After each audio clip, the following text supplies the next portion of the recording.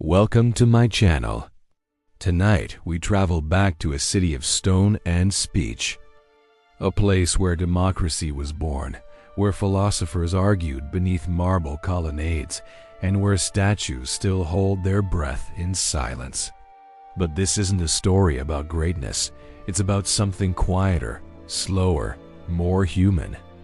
This is the story of what it truly meant to grow old in ancient Athens. The distant strum of a lyre, the murmur of voices in the agora, the scent of roasting meat from a nearby taverna. These are the things that anchor him to the present, that remind him that despite his age, he is still a part of this living, breathing city. And as the stars begin to appear in the darkening sky, Damon turns and walks home, his silhouette fading into the shadows. Another day done, another sunset savored. For Damon, time has not diminished his love for Athens, it has only deepened it. His wrinkles are not just lines on his face, they are maps of a life well lived, a testament to the joys and sorrows, the triumphs and losses that have shaped him into the man he is today. As he walks on, his steps may be slower, his hair whiter, his face more lined, but his spirit remains unbroken, a beacon of resilience and quiet dignity in a world that often forgets the value of growing old. Not as a legend, not as a name in a scroll, but as a person, a father, a neighbor, a soldier, a forgotten voice in the back of the assembly. How did it feel to age in a city that worshipped youth and honor? What happened to the men who once led, but could no longer climb the hill to speak? The sun dips below the horizon, painting the sky in hues of amber and rose as it sets over the Acropolis. The bustling agora, the heart of Athens, begins its slow descent into quiet. The day's heat is beginning to fade, leaving behind the scent of olives and jasmine. An old man named Damon, his skin like wrinkled parchment, walks slowly down a narrow street lined with shuttered shops. His steps are slow, measured, each one a whisper against the worn stones beneath his feet. He stops at a corner, leans against a column and closes his eyes, letting the evening breeze play across his face. Damon has lived many lives in his 82 years. He's seen Athens at her glorious best, when her democracy flourished and her art adorned the world. He'd been a soldier in her great armies, a witness to their triumphs. But now, as he stands here watching the sun set on another day, he feels the weight of his age, the weariness of a life well lived. He thinks of his sons, both grown and gone, each with their own lives and families. He remembers the pride he felt when they were born, the fierce love that had consumed him, the hopes and dreams he'd held for them. He'd watched them grow into men, strong and capable, and then watched them leave his home to carve their own paths in the world. And now, as he stands here alone, he feels a pang of loneliness, a longing for the days when his sons would run and play around his feet. But even in his old age, Damon finds solace in the familiar sights and sounds of Athens. The old men of Athens are numerous, but their faces are all the same. They are weathered pieces of marble carved by the wind and rain and heat, by the passage of centuries and the burden of living too long. His name was not important. He had been called Leon, or maybe Leonidas, but no one remembered anymore. Not since his wife died and his sons left him behind, leaving him in the silent house with its courtyards choked with weeds and memories. And so he came to sit in the shadow of the Acropolis, wrapped in his thin shawl, watching the world turn without him. Here we see one such face, furrowed and lined, bearing witness to countless summers. But now it whispered of distant lands, of adventures that lay beyond the horizon. He could almost hear the hammers ringing, the masons arguing over angles, the architects plotting out the city's future. He had fought in the Peloponnesian War, seen his friends die, felt the sting of defeat.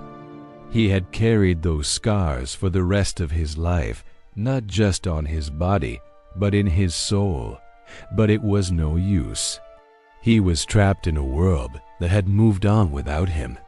He had seen too much death, too much suffering. He knew that life was fragile, that it could be taken away in an instant. He believed in her spirit, her thirst for knowledge, her passion for the arts, her love of freedom. He had debated in the law courts, arguing his case before the jury, pleading for justice to be done. He held on to them because they were his, because they were Athens. He had celebrated in the festivals, dancing with the revelers, singing her praises. He had loved in the taverns, meeting the gaze of a stranger, sharing a drink, making a friend. He had lived in Athens, and Athens had been a part of him. He believed in her people, their courage, their curiosity, their determination. He believed in their capacity for greatness, for innovation, for progress, because he had seen what Athens could be. He had seen what she had accomplished.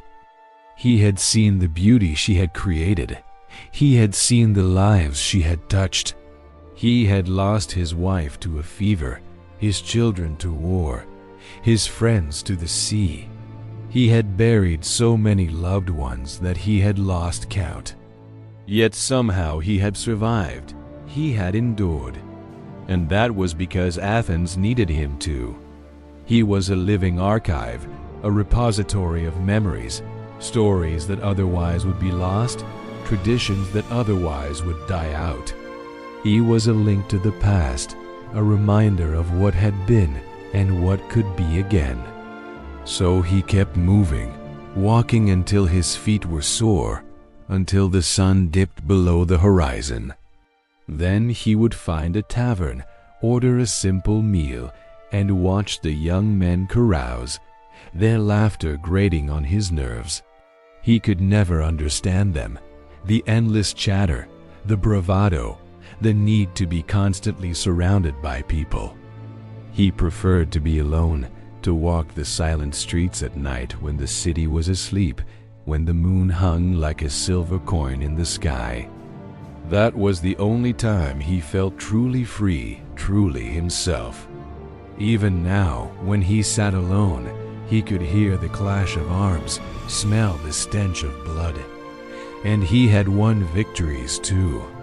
He had led his people to victory against the Persians, seen the look of awe on their faces when they raised the Athenian flag. He had seen it all. He had been a soldier, a farmer, a merchant. He had fought in battles, planted crops, traded goods. He had worked hard, hoping for a better life, for a better world. He had dreamed of freedom, of democracy, of justice. But he had also seen the corruption, the greed, the inequality.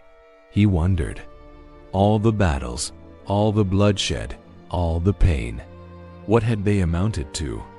He had witnessed firsthand the injustices of war, the brutality of conquest, the arrogance of power. He had basked in the adulation of the crowd, the sound of their cheers still echoing in his ears. But what had it all meant?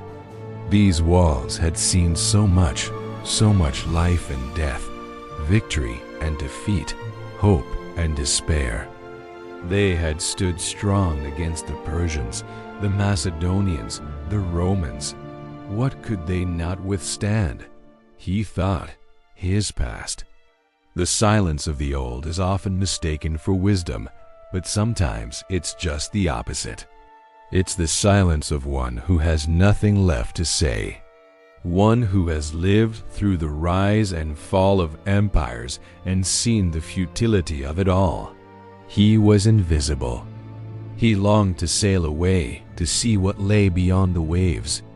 But his feet were rooted to the ground, bound by the chains of his past. He had been here long enough to see generations pass. The air was thick with the scent of spices, roasting meat, fresh fruit. Life went on, unaffected by his sorrow. He was just one of many, a cog in the wheel of society, replaceable, disposable. No one cared whether he lived or died. Time was measured in the wrinkles on his face, the stiffness of his joints, the thinning of his hair. Faces that he knew so well had vanished, enough to see how quickly people forgot, how quickly they stopped remembering the old ways, the old stories. But he would not forget. He clung to those memories as a shipwrecked sailor clings to driftwood. He knew where the olives grew fattest, where the wine flowed sweetest. Each story, each laugh, each tear was a piece of himself. His dreams no longer reached for glory, only for rest. New streets were laid down, different people walked them. The once vibrant city had become a whirlwind of noise, of careless laughter and harsh arguments. It was hard to hear anything over the din, especially when the wind snatched up fallen leaves and sent them swirling down the street. He wondered. The wars, the land, the scars. He pulled his shawl tighter around his shoulders, feeling more alone than ever. He used to take pride in being Athenian, in being part of this great experiment, the world's first democracy. They had lived large, ruled with iron fists. Was that the legacy he wanted to leave behind? There had to be more to life than this, more to Athens than just bronze and marble. He had voted in every election since he was a man, watched every festival from atop his balcony. He knew every cobblestone street by heart. He felt the pulse of the city in his bones. He didn't know how old he was. Age had become a meaningless number. People bartered for goods, gossiped about the latest news, argued politics. Now the city was changing. But the city had grown tired of him, just as it would eventually grow tired of the Acropolis, just as it had grown tired of the long-dead tyrants. He could feel their ghosts upon him, the weight of their expectations. What had they given him? Land that would soon belong to someone else, thanks to his son. And what about the tyrants? To be nothing more than a ruler, to be known only for his lineage, his bloodline, his wars? It wasn't enough. Even the sea seemed weary of him, the endless blue stretching out beyond the city walls. It was always there, unchanging, steadfast. Then he would walk along the ancient walls, tracing the lines of the stones with his fingertips, feeling their rough texture beneath his touch. He had once been a warrior, fierce and strong, a leader of men. He looked at the bustling marketplace, the agora. He closed his eyes, trying to shut out the noise, the chaos. He liked to think that he was still part of Athens, that he was needed, that he had a purpose. He had lived through the best and worst of times, the golden age of Pericles, the decline and fall of Athens, the rise of Macedonia, the conquest of Greece by Rome, and yet he still believed in Athens. He believed in her strength, her resilience, her ability to endure. He had been a spectator in the theater on the hillside, watching the tragedies unfold, hearing the chorus chant their timeless words. And now, as the city changed around him, as the new ways supplanted the old, as the young voices drowned out the whispers of the past, he held on to those memories, to those moments, to that time. And so the fire dims, the stars rise over Athens once again. Like the video if it let you rest, follow the channel if you'd like to keep walking gently through forgotten worlds. Stories of love and loss, adventure and despair, hope and dreams. How many more tales will the old men tell? how many more paths will we walk together? For in the telling and the hearing of tales, we find a connection to something greater than ourselves. We become part of a tapestry woven through time, connecting us to those who came before and those who will come after. How many more fires will we light as we journey through these lands of yesterday? Will you stay with us for just a little while longer? And the old man sits in silence, a timeless tradition that has brought people together around a fire to share stories and make memories. Let the firelight dance in your eyes and the stories fill your heart.